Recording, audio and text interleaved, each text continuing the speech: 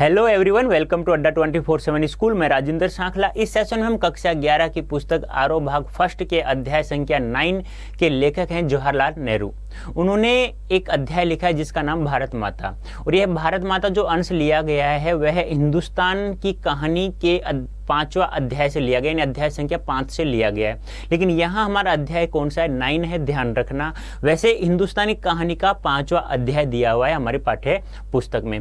तो इस सेशन में हम क्या पढ़ने वाले हैं? इस सेशन में हम जवाहरलाल नेहरू जी के जीवन परिचय और साथ में ही भारत माता जो अध्याय दिया है उसका सारांश के रूप में हम लोग पढ़ेंगे। तो ध्यान से समझना बच्चों, क्योंकि मेरा एक उद्देश्य होता है कि जितने समय मैं आप लोगों को पढ़ाऊं उसी समय आप लोगों को यह सब याद होना चाहिए।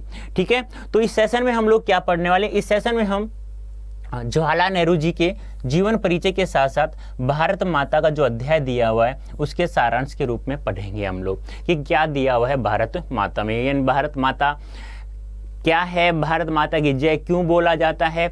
जवाहरलाल नेहरू जी ने यह अध्याय लिखा तो क्यों लिखा, कैसे प्रेरित हुआ उन लोगों से लिखने के लिए, या हम कह दें कि हिंदुस्तान के जो जितने भी लोग हैं उनको कहा जाता है। इन सभी के बारे में हम सारांश रूप में हम लोग पढ़ेंगे।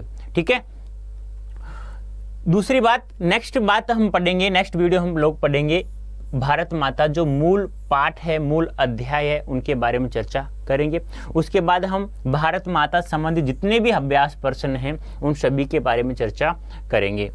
अब भारत माता के जो लेखक हैं आप लोगों को पता है, तस्वीर चाचा नेहरू। बच्चों में किस रूप में जाने जाते हैं? हमारे जवाहरलाल नेहरू चाचा नेहरू के नाम से। तो चाचा नेहरू अर्थात जवाहरलाल नेहरू जी की तस्वीर आपको सामने पता ही है। तो आप लोगों को एक बात यहाँ पता चल गई होगी कि भारत माता को लिखा किसने? जवाहरलाल नेहरू ने जी। और जवाहरलाल नेहरू जी ने जो हिंदुस्तानी कहानी लिखी उसका 5वां अध्याय हमारी यहाँ पाठ्य पुस्तक में दिया हुआ है। अब यह सब हमें कहाँ पढ़ने को मिलेगा? तुम्हारी पुस्तक का नाम है आरोह भाग फर्स्ट। क्या नाम है? कक्षा 11 आरोह भाग फर्स्ट के अध्याय संख्या 9 के लेखक हैं जवाहरलाल नेहरू। ठीक है, तो ध्यान रखना बच्चों, इस सेशन में हम क्या पढ़ने वाले हैं? जवाहरलाल नेहरू जी के जीवन परिचय के साथ साथ भारत माता का सारांश, यानी भारत माता जो अंश दिया हुआ है उसके सारांश में हम लोग पढ़ेंगे। तो जीवन परिचय हम लोग देखने वाले हैं, पढ़ने वाले हैं किनका? जवाहरलाल नेहरू जी का। ठीक है, हाँ, वैसे आप लोगों को मैं बता दूं कि जवाहरलाल नेहरू जी ने जो हिंदुस्तानी कहानी लिखी है उसमें इस प्रकार से बताया गया है कि लोग, जब मैं जहाँ पर भी जाता हूँ तो लोग भारत माता की जय क्यों बोलते हैं। अभी जवाहरलाल नेहरू जी ने एक जाट से पूछ लिया कि भाई मैं जब भी आता हूँ तो आप भारत माता की जय, ये भारत माता है कौन? तो वह जाट जो मेहनत करता है, किसान है, वह बताता है कि भारत माता का मतलब हमारा धरती माँ से है। तो धरती माँ, अब लेखक कहते हैं जवाहरलाल नेहरू जी का, ये धरती क्या है? कि आपके गांव की है, ये भारत की है, ये आपके जिले की है? तो वह जाट कहता है कि ये अब आप बताइए कि हमारी धरती माँ कौन है, भारत माँ कौन है? तो लेखक का जहाँ तक अनुमान होता है, कहता है कि हिंदुस्तान की पूरी जो जनता है वही भारत माता है, वही धरती माँ है जो भारत माता की जय बोला जाता है। मतलब कहने का तात्पर्य क्या है कि यहाँ मेरी जय नहीं हो रही है, यहाँ करोड़ों लोगों की क्या हो रही है? जय हो रही है। तो एक बार बच्चों बोल दो सभी, भारत माता की जय। ठीक है, ध्यान रखना बच्चों, भारत माता की जय। तो हम देखो अब लोग क्या करने वाले हैं, हम लोग पढ़ने वाले हैं दोस्तों जवाहरलाल नेहरू जी का जीवन परिचय। तो जीवन परिचय की बात करें तो आप लोगों को पता होगा, क्योंकि जयंती आप लोगों ने स्कूल में बहुत बार मनाई होगी जवाहरलाल नेहरू चाचा नेहरू जी की। तो इनका जन्म होता है दोस्तों 1889 ईस्वी में इलाहाबाद उत्तर प्रदेश में, और 1964 ईस्वी में इनकी क्या हो जाता है? निधन हो जाता है। और ये स्वतंत्र भारत के पहले प्रधानमंत्री बनते हैं, ये भी ध्यान रखना है आप लोगों को। आपसे पूछा जाए कि जैसे ही भारत स्वतंत्र हुआ 1947 में, तो सबसे पहला भारत का प्रधानमंत्री कौन बनता है? तो कौन बनता है दोस्तों? जवाहरलाल नेहरू। इन्हीं का हम जीवन परिचय देखने वाले हैं। तो ध्यान से समझना, इनका जन्म कब होता है? अभी मैंने बताया 1889 इलाहाबाद उत्तर प्रदेश। देखो मैं बार बार क्यों रिपीट करता हूँ, एक शब्द को 2 बार रिपीट क्यों करता हूँ? क्योंकि मेरा उद्देश्य यही होता है बच्चों कि मैं जितना समय मैं पढ़ाऊँ आप लोगों को, उसी समय आप लोगों को याद हो जाना चाहिए। ठीक है, तो जन्म कब होता है? 1889 इलाहाबाद उत्तर प्रदेश में। और मृत्यु कब होती है? अभी 1964 ईस्वी में। कब होती है? 1964 ईस्वी में। तो याद हो गया, 1889 इलाहाबाद उत्तर प्रदेश में जवाहरलाल नेहरू अर्थात चाचा नेहरू जी का जन्म होता है और मृत्यु इनकी 1964 ईस्वी में होती है। तो याद हो गया ये। आगे देखिए, अब इनकी प्रमुख रचनाओं के बारे में बात कर लेते हैं। तो सबसे पहले इनकी एक आत्मकथा है जिसका नाम है मेरी कहानी। आपसे पूछा जाए कि चाचा नेहरू जी अर्थात जवाहरलाल नेहरू जी की आत्मकथा, आत्मकथा क्या होती है, ध्यान रखना। आत्मकथा क्या होती है? आत्म का अर्थ होता है स्वयं, और कथा यानी कथन, यानी कि स्वयं के बारे में जहां लिखा जाता है, यानी स्वयं, जैसे कि मान लो मैं हूं, मैं अपने बारे में बचपन से लेकर जब तक मैं समझा उसकी बातों को, पूरी बातों में एक किताब में लिख करके रख दूं तो वह आत्मकथा कहलाती है। यानी कि कोई भी कवि या कोई भी इंसान अपने स्वयं के बारे में जो लिखता है उसे कहा जाता है आत्मकथा। तो इन्होंने आत्मकथा किस नाम से लिखा?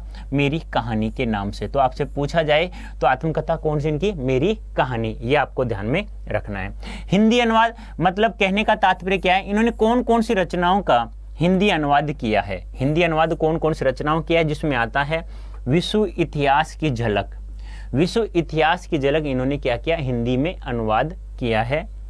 हिंदुस्तान की कहानी, अब जो हिंदुस्तान की कहानी है ना, यही इसी कहानी का 5वां अध्याय है हमारी पाठ्य पुस्तक में। 5वां अध्याय है, और उस 5वें अध्याय का नाम क्या है बच्चों? उस 5वें अध्याय का नाम है भारत माता। क्या नाम है? 5वां अध्याय दिया हुआ है। तो आपसे पूछ लिया जाए ना कि जवाहरलाल नेहरू जी द्वारा रचित हमारे पाठ्य पुस्तक में जो भारत माता कहानी, भारत माता जो अंश दिया हुआ है वह किस कहानी से लिया गया है? हिंदुस्तान की कहानी, जो क्या है एक हिंदी अनुवाद है और जिसका 5वां अध्याय हमारे पाठ्य पुस्तक में दिया हुआ है। पिता के पत्र पुत्री के नाम, पिता के पत्र पुत्री के नाम। तो हिंदी अनुवाद इनकी कितनी रचनाएं हमें प्राप्त होती हैं? 3। कौन कौन सी? विश्व इतिहास की झलक, हिंदुस्तान की कहानी, पिता के पत्र पुत्री के नाम। याद हो गया कौन कौन से? विश्व इतिहास की झलक, पिता के पत्र पुत्री के नाम, और एक हमें याद होना चाहिए जो भारत माता अंश है हमारा किसका? हिंदुस्तान की कहानी का 5वां अध्याय, वह हमें याद रखना है। और दूसरा सबसे महत्वपूर्ण बात, मेरी कहानी इनकी क्या है? एक आत्मकथा है। तो याद हो गया क्या क्या पढ़ा हम लोगों ने अभी तक? एक तो जन्म पढ़ा 1889 इलाहाबाद उत्तर प्रदेश में जन्म होता है, 1964 ईस्वी मृत्यु हो जाती है।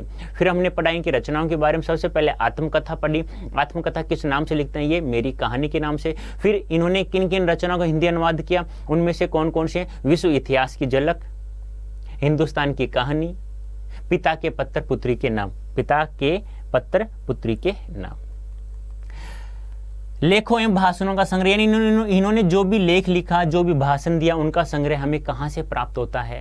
इन किन किन नामों से लिखा उन्होंने? तो देख लीजिएगा, हिंदुस्तान की समस्याएं, क्या किस नाम से? हिंदुस्तान की समस्याएं से भी हमें लेख और उनके भाषणों का संग्रह प्राप्त होता है। स्वाधीनता और उसके बाद, और क्या प्राप्त होता है? स्वाधीनता और उसके बाद।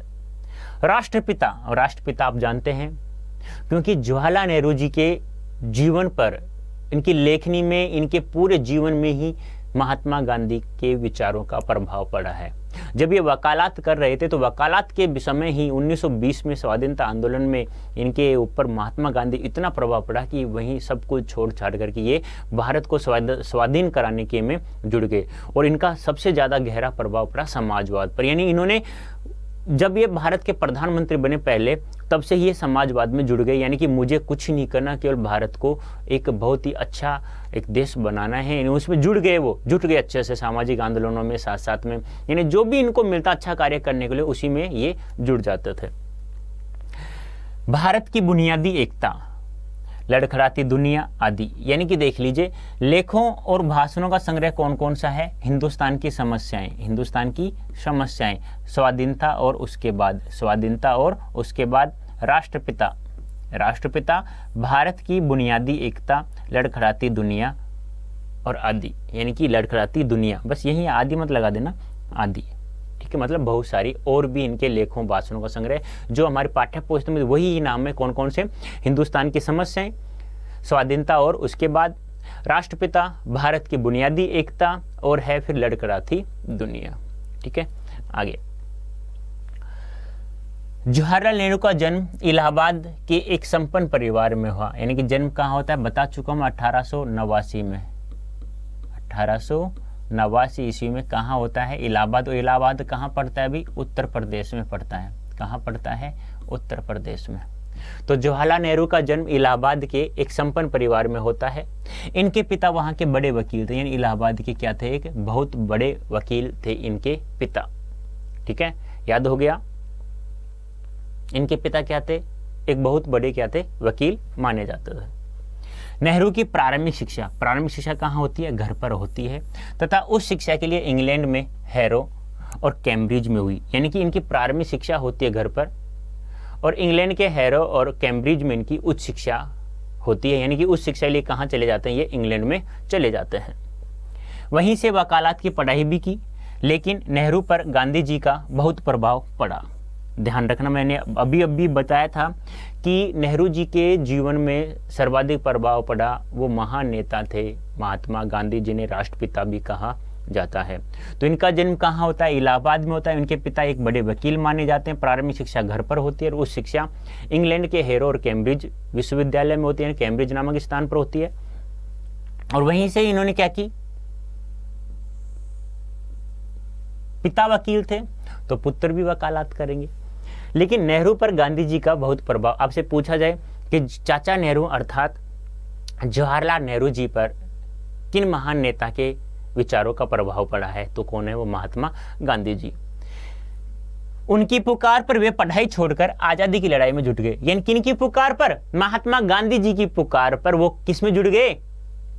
पढ़ाई को छोड़ करके भारत को आजाद कराने के लिए उस लड़ाई में जुट गए।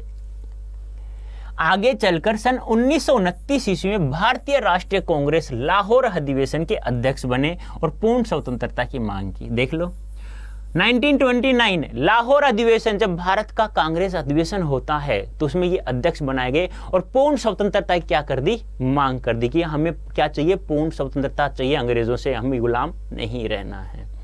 तो किन के विचारों का प्रभाव पड़ा? महात्मा गांधी के विचारों का प्रभाव इनके जीवन पर पड़ा। और सन 1929 में वकालत की, इन सब कुछ छोड़ छाड़ करके ये आ गए भारत में। और 1929 में भारतीय राष्ट्रीय कांग्रेस लाहौर अधिवेशन, 1929 का भारतीय राष्ट्रीय कांग्रेस कहाँ होता है? अधिवेशन कहाँ होता है? लाहौर में। वहां के क्या बनाए जाते हैं? ये अध्यक्ष बनाए जाते हैं। और इन्होंने क्या मांग की? पूर्ण स्वतंत्रता की मांग की। नेहरू का झुकाव समाजवाद की ओर रहा, यानी सर्वाधिक झुकाव कहाँ रहता है इनका? समाजवाद पर रहता है। जब 1947 में जब भारत स्वतंत्र हुआ तो नेहरू जी पहले प्रधानमंत्री बने और भारत के निर्माण में अंत तक जुटे रहे। यानी कि जब 1947 ईस्वी में भारत को स्वतंत्रता प्राप्त होती है, स्वतंत्रता मिलती है, स्वतंत्र होता है भारत, तो भारत के पहले प्रधानमंत्री कौन बनते हैं? जवाहरलाल नेहरू। और ये भारत के नए भारत का निर्माण करने में जुट जाते हैं। और सर्वाधिक झुकाव कहाँ रहता है इनका? समाजवाद की तरफ रहता है। उन्होंने देश के विकास के लिए कई योजनाएं बनाई, जिनमें आर्थिक औद्योगिक प्रगति तथा वैज्ञानिक अनुसंधान से लेकर साहित्य, कला, संस्कृति आदि क्षेत्र शामिल थे। कहने का तात्पर्य क्या है? इन्होंने अपने देश का नया निर्माण, यानी एक नया भारत बनाने के लिए बहुत सारी योजनाएं बनाई। वो किससे संबंधित थी? आर्थिक औद्योगिक प्रगति, वैज्ञानिक अनुसंधान से लेकर के साहित्य, कला और संस्कृति आदि क्षेत्र में क्या थे? शामिल थे। नेहरू जी बच्चों के बीच में चाचा नेहरू के रूप में जाने जाते हैं। देखो, बताया था स्टार्ट में, जब भी मैंने पढ़ाना शुरुआत की थी तभी मैंने बता दिया कि बच्चों में के अंतर्गत, यानी कि जवाहरलाल नेहरू जी को किस नाम से पुकारा जाता था? किस नाम से जाना? चाचा नेहरू के नाम से जाना जाता था। शांति, अहिंसा, मानवता के हिमायती नेहरू ने अंतर्राष्ट्रीय स्तर पर विश्व शांति और पंचशील सिद्धांत का प्रचार किया। पंचशील, भारत में पंचशील सिद्धांतों को लाने वाला इंसान कौन था?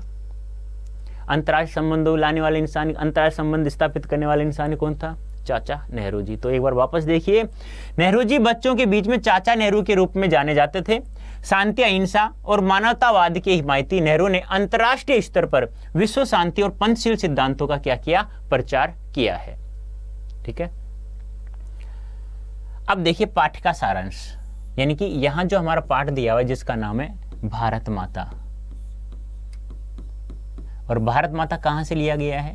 हिंदुस्तान की कहानी के 5वें अध्याय से। और इसमें एक मूल बात ही क्या है, मूल बात यही है कि ये कहते हैं कि जब मैं जहाँ पर भी जाता था तो भारत माता की जय बोलते थे लोग। मैं समझता कि ये भारत माता, जब मैं आता हूँ तो भारत माता की जय, ये भारत माता है कौन? जब ये पूछते रहते तो एक बार एक अट्ठा खट्टा जाट होता है, वह बताता, उससे पूछते हैं कि भारत माता क्या है, जब भारत माता की जय क्यों बोलते हो जब मैं आता हूँ? तो वो कहता भारत माता का अर्थ मतलब होता है धरती माँ से। धरती में जब ये कहते हैं धरती माँ कहाँ की, आपके गांव की, आपके शहर की, आपके जिले की, कहाँ की? तो वो कहता है कि ये अब आप बताइए कहाँ की धरती माँ था? तो इनका अनुमान होता है कि पूरे हिंदुस्तान की माँ जो धरती माँ है, पूरी धरती माँ है। और ये मेरी जय नहीं, ये करोड़ों लोगों की क्या है, जय है। ठीक है, तो देख लीजिए पाठ का सारांश। प्रस्तुत पाठ हिंदुस्तान की कहानी का 5वां अध्याय है। यानी कि प्रस्तुत पाठ जो हिंदुस्तानी कहानी जो इन्होंने हिंदी अनुवाद किया था ना, उसमें हिंदुस्तानी कहानी का 5वां अध्याय हमारे यहाँ पाठ्य पुस्तक में दिया हुआ है, जिसका नाम क्या है, भारत माता। अंग्रेजी से भाषांतर हरिभाऊ उपाध्याय ने किया और अंग्रेजी से इसका भाषा हिंदी अनुवाद किया किन्होंने, हरिभाऊ उपाध्याय ने। अंग्रेजी से भाषांतर किसने किया, हरिभाऊ उपाध्याय ने किया है। इसमें पंडित नेहरू ने बताया है कि किस तरह देश के कोने कोने में आयोजित जलसों में जाकर वे आम लोगों को बताते हैं कि अनेक हिस्सों में बटा होने के बाद भी हिंदुस्तान एक है। यानी कि आप आज भी संविधान में पढ़ते हो ना कि विभिन्न धर्मों के लोग हैं हमारे देश में और सभी के लिए कानून एक समान है। हिंदुस्तान यानी भारत देश का जो संविधान है वो अलग अलग धर्मों के लिए अलग अलग नहीं है, वो एक है, सभी के लिए कानून एक है। ठीक है, तो एक बात और ध्यान रखना, हमारे देश में जो भी कानून बनाए जाते हैं वो किसी एक जाति या एक धर्म विशेष के लिए नहीं बनाते, सभी के लिए वो हमारा संविधान बनता है। नियम, संविधान क्या होता है, यानी जिससे देश का शासन व्यवस्था जिन नियमों, जिस कानून के द्वारा चलता है, उन कानून या उन नियमों को क्या कहा, संविधान। जो हमारे संविधान में लिखा भी गया, जो हमारा संविधान आंशिक रूप से कब लागू हुआ था, 26 नवंबर 1949। पूर्ण रूप से कब लागू हुआ, 26 जनवरी 1950, जब हमारा देश आजाद होता है। आपने पढ़ा भी होगा, आपके जैसे पाठ्य पुस्तक ओपन करते हैं उद्देशिका आती है, उद्देशिका मतलब प्रस्तावना हमारे संविधान की।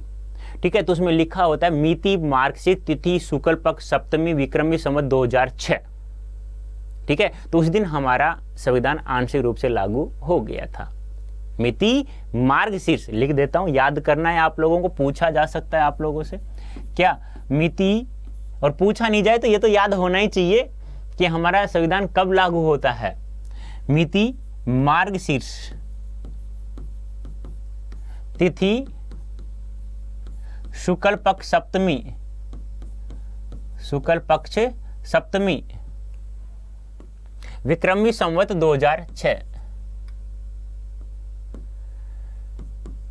विक्रमी शुक्ल पक्ष सप्तमी, विक्रमी संवत 2006, यानी जिसे हम अंग्रेजी कैलेंडर के अनुसार कहें तो 26 नवंबर 1949, जो ये दिनांक है ना अंग्रेजी कैलेंडर के अनुसार 26 नवंबर 1949, उसी के अनुसार हमारे भारतीय कैलेंडर के अनुसार जिन्हें 22 मार्च 1957 को अपनाया गया था, उनके अनुसार उस कैलेंडर के, उस भारतीय कैलेंडर के अनुसार मिति, मार्गशीर्ष, तिथि, शुक्ल पक्ष सप्तमी, विक्रमी संवत 2006। तो पंडित नेहरू ने बताया, क्या बताया कि देश के कोने कोने में आयोजित जलसों में जाकर वे आम लोगों को बताते हैं कि अनेक हिस्सों में बटा होने के बाद भी हमारा हिंदुस्तान क्या है, एक है। और आज भी एक है, पहले भी एक था। हमारे जो भी नौजवान, जो भी हुआ, आज का भी या पहले का भी जो महान नेता हुआ, वो भी वही कहता था, आज हम भी वही कहते हैं, क्योंकि बड़ों से ही छोटे सीखा जाता है। जब हमारे बड़े इतने अच्छे अच्छे नेता थे तो हम लोगों को भी इतना अच्छा बनने के लिए उन्होंने तो बनाया है। तो जब वो अलग अलग जगह पर जलसों में जाते थे, जहां आंदोलन होता तो वहां लोगों को बताते कि हमारा देश कोने कोने में बटा हुआ, बहुत छोटे छोटे टुकड़ों में बटा हुआ है, लेकिन फिर भी हमारा हिंदुस्तान क्या है, एक है और एक रहेगा। तो ध्यान रखना, जो प्रस्तुत पाठ है हिंदुस्तानी कहानी का 5वां अध्याय है। और अंग्रेजी से भाषांतर किया हरिभाऊ उपाध्याय ने। नेहरू जी जगह जगह जाकर के जलसों में बताते कि हमारा देश अनेक हिस्सों में बटा हुआ है, लेकिन फिर भी हमारा देश क्या है, एक है। इस अपार फैलाव के बीच एकता से क्या आधार है? क्यों भारत एक देश है जिसके सभी हिस्सों की नियति एक तरीके से बनती बिगड़ती है? और यही पूरे पाठ की विषय वस्तु है। यानी पूरे पाठ की विषय वस्तु क्या है? इस अपार फैलाव के बीच एकता के क्या आधार है? यानी कि एकता में अनेकता। आपने पढ़ा है क्या हमारे संविधान की विशेषता है? एकता में अनेकता। एकता में अनेकता हमारे संविधान की सबसे सर्वप्रमुख विशेषता मानी जाती है, एकता में अनेकता। यानी कि अलग अलग जाति धर्म के लोग हैं हमारे देश में, फिर भी वो क्या है, एक है, एकता में है, एक है वो सभी। तो एकता के आधार है। और क्यों भारत एक है, देश है जिसके सभी हिस्सों की नियति के एक ही तरीके से बनती है और बिगड़ती है। यानी कि हमारा संविधान अलग अलग धर्मों के लिए, अलग जातियों के लिए अलग अलग नियम नहीं है, सभी के लिए एक ही नियम है। जो जिसके अनुच्छेद आर्टिकल्स की बात करें तो 395 अनुच्छेद हैं और 12 अनुसूचियां हैं। 12 क्या है, अनुसूचियां हैं और 22 क्या है, भाग है। 22 क्या है, भाग है। इसमें हमारा पूरा संविधान लिखा हुआ है। यदि आज काउंटिंग करें ना तो ये 400 पौने 500 के लगभग हो चुके हैं ये आर्टिकल्स। लेकिन मूल संविधान जो हमारा 26 नवंबर 1950 को जब पूर्ण रूप से लागू होता है तो उसमें 395 अनुच्छेद थे। 8 अनुसूचियां थी, लेकिन वो बढ़कर के अब 22 हो गई है, 12 हो गई है। ठीक है, तो ध्यान रखना, यानी सीधी सी बात एक ही है कि हिंदुस्तान एक है, पूरी विषय वस्तु यही है। बहुत अनेक जाति धर्म के लोग रहते हैं, लेकिन फिर भी क्या है, यहाँ पर एक ही संविधान के अनुसार एक ही प्रकार से जो भी कुछ बनता है वो एक ही प्रकार से बनती है और एक ही प्रकार से क्या होती है, बिगड़ती है। इसी क्रम में पंडित नेहरू ने भारत माता शब्द पर भी विचार किया है और उनका निष्कर्ष है कि भारत माता की जय का मतलब यहाँ के करोड़ों करोड़ लोगों की जय। यानी कि जब भी वो जाते थे तो लोग क्या करते थे, भारत माता की जय, भारत माता की जय। वो सोचते कि मैं जब यहाँ आता हूं तो ये माजरा क्या है, मुझे समझ में नहीं आ रहा है। ठीक है, तो जब वो किसी से पूछते हैं तो फिर बताया जाता है, एक जाट आता है कास्ट से तो वो बताता है कि भारत माता मतलब धरती माता। फिर जवाहरलाल नेहरू पूछते धरती माता कौन सी, गांव की, शहर की, कहाँ की, जिले की? तो कहता है कि ये मैं आपके ऊपर छोड़ता हूँ, आप बताइए कहाँ की। तो ये कहते हैं कि मेरी जय नहीं, भारत माता शब्द का विचार किया तो उनका निष्कर्ष क्या निकला, शीर्षक क्या निकला कि भारत माता की जय का मतलब होता है यहाँ के करोड़ों करोड़ लोगों की जय। ठीक है, कहने की जरूरत नहीं है कि अपने छोटे आकार के बावजूद इस लेख का कथ्य अत्यंत विराट और प्रस्तुतिकरण पहना है। यानी कहने का तात्पर्य, कहने की जरूरत नहीं है कि अपने छोटे आकार के बावजूद इस लेख का कथ्य अत्यंत विराट और प्रस्तुतिकरण, यानी कि जो भारत माता इन्होंने जो अध्याय दिया है, हमारे 5वां अध्याय हिंदुस्तान की कहानी का, इन्होंने क्या कहा कि छोटा है, क्या है, छोटा अध्याय है, लेकिन इनका कथ्य है जो अत्यंत विराट है। यानी कि विराट यानी बहुत ही विस्तृत, बहुत ही बड़ा है। प्रस्तुतिकरण क्या है, पहना है, यानी जो भी बातें लिखी है ना वो एक नुकीले के आधार पर है। यानी कि जैसे पहना मतलब चाकू पहना नहीं होता, भाला आगे से पहना होता है, ऐसा क्या है, पूरी बातें क्या होती है, पहनी है इसकी। यानी कि एक एक बात इन्होंने भारत माता पर जो लिखी है वो इस प्रकार से ठहरती हैं, इस प्रकार से ठहरती हैं कि जो भी लोग इसे पढ़ता है तो वो समझ जाएगा कि भारत माता क्या चीज है। यानी भारत माता की जय लोग क्यों बोलते हैं, यानी एक व्यक्ति के साथ में क्यों नहीं है, सभी के साथ में क्यों है ये, क्यों, इसलिए कहा जाता है एकता में अनेकता। यानी कहने का तात्पर्य क्या है, हमारे हिंदुस्तान की जो व्यवस्था है वो एक साथ ही तो बनती है, एक नियम से तो बनती है, एक नियम से क्या होती है, बिगड़ती है। अलग अलग हमारे नियम नहीं है, अलग अलग जातियों के लिए अलग अलग नियम नहीं है, अलग अलग धर्मों के लिए अलग अलग नियम बिल्कुल भी यहाँ कतई नहीं है।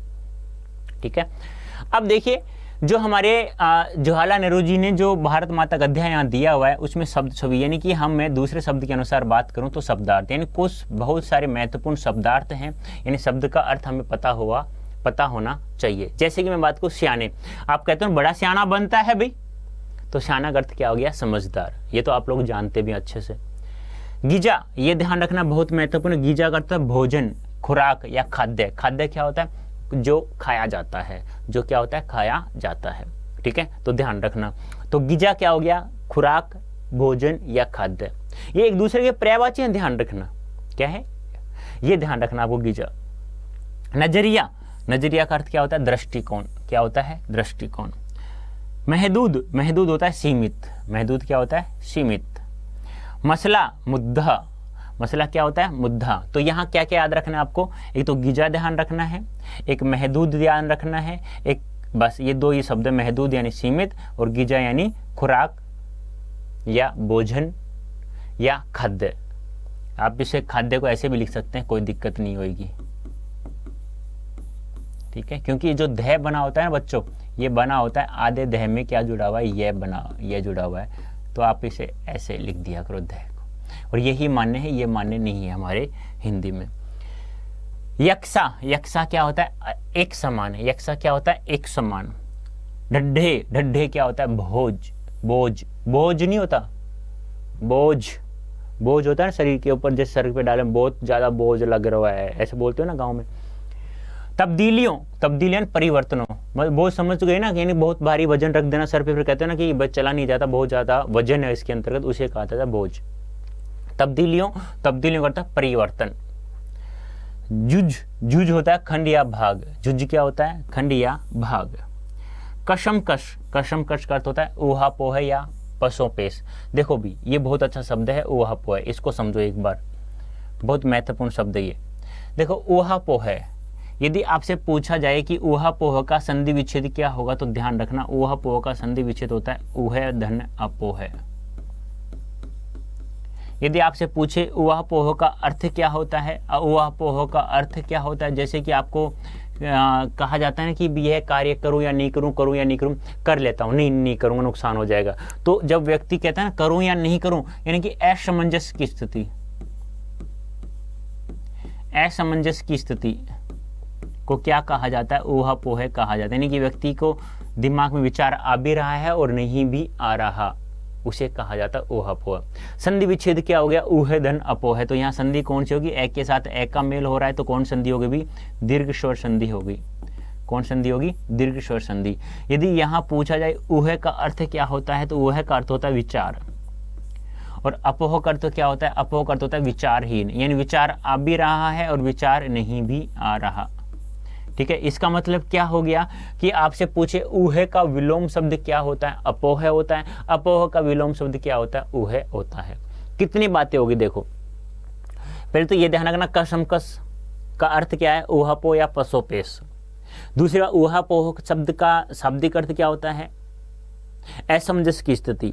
आप कहते हो ना ये कार्य करूं या नहीं करूं, या वहां जाऊं या नहीं जाऊं, जाऊं या नहीं जाऊं, कहते हो ना आप लोग। आप जैसे कि मान लो जब आप बड़े होंगे धीरे धीरे, तो जैसे आप फिलहाल बच्चे हो, तो बच्चों में आप कहते हैं ना कि मामा के लड़के की शादी है, जाऊं या नहीं जाऊं, मेरा एग्जाम भी है 1 महीने बाद, जाऊं या नहीं जाऊं, जाऊं या नहीं जाऊं, ऐसा विचार आ भी रहा है और नहीं भी आ रहा, उसे क्या कहा जाता है, ऊहापोह कहा जाता है।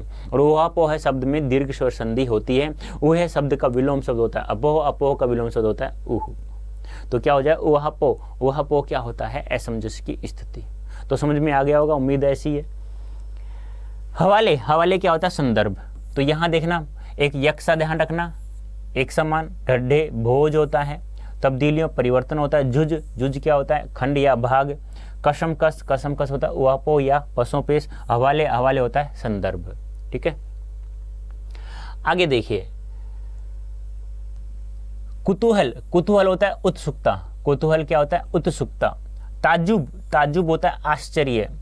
हट्टे खट्टे, हट्टे खट्टे हष्ट पुष्ट या स्वस्थ या मजबूत कद काठी वाला। और यह जो शब्द लिया गया है यहाँ एक जाट के लिया गया है। जाट कौन होता है, जाट वही जाट जो जिसकी मैं कहानी 2-3 बार बता चुका हूँ इस सेशन में। क्या कि जब जवाहरलाल नेहरू जी पूछते हैं कि भारत माता की जय, भारत माता कौन है भाई, इसकी जय क्यों बोलते हो, जब मैं आता हूँ, जब वही हट्टा खट्टा जाट कहता है कि भारत माता मतलब क्या होता है, धरती माँ।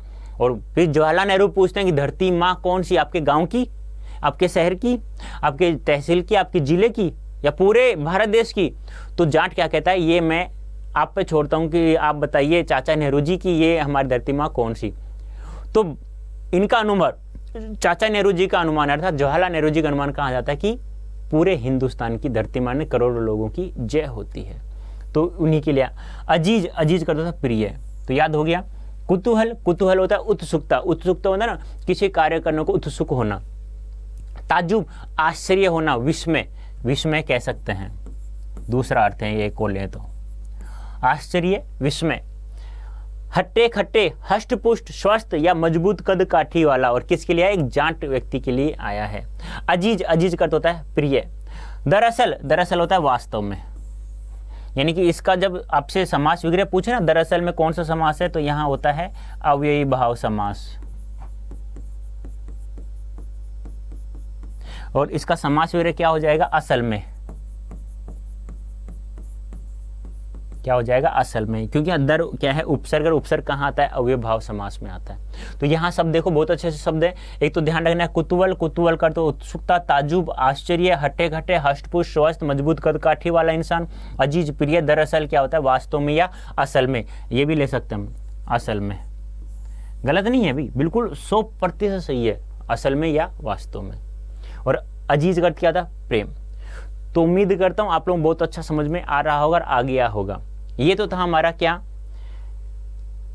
एक और आ गया शब्द है जलसा। जलसा का अर्थ क्या होता है? समारोह, ये भी ध्यान रखना भी। जलसा का अर्थ क्या होता है? समारोह। ये थे हमारे क्या, भारत माता पाठ से संबंधित क्या थे? शब्दार्थ थे, जो उम्मीद करता हूं आप लोग बहुत अच्छा समझ में आ गया होगा। एक और है क्या, दावा। दावा क्या अर्थ क्या होता है? आक्रमण। आ गया समझ में? तो कोई दिक्कत नहीं होनी चाहिए इसमें, ये दोनों शब्द जलसा, समारोह, दावा, आक्रमण। तो उम्मीद करता हूं आप लोग बहुत अच्छा समझ में आ गया होगा। हमने क्या क्या पढ़ा? जवाहरलाल नेहरू जी के जीवन परिचय, साथ में भारत माता जो हिंदुस्तानी कहानी का 5वां अध्याय दिया हुआ है उसके सारांश के रूप में हम लोगों ने पढ़ा है। अब मैं आप लोगों को बता दूं, एक बार रिपीट कर दूं थोड़ा सा, कि भारत माता जो शब्द है हिंदुस्तानी कहानी का 5वां अध्याय है। जीवन परिचय की बात करूं चाचा नेहरू जी के, तो 1889 में इनका जन्म होता है इलाहाबाद उत्तर प्रदेश में, मृत्यु कब होती है? 1964 ईस्वी में। तो दोस्तों इसी प्रकार आप जुड़े रहिएगा। धन्यवाद, थैंक यू सो मच।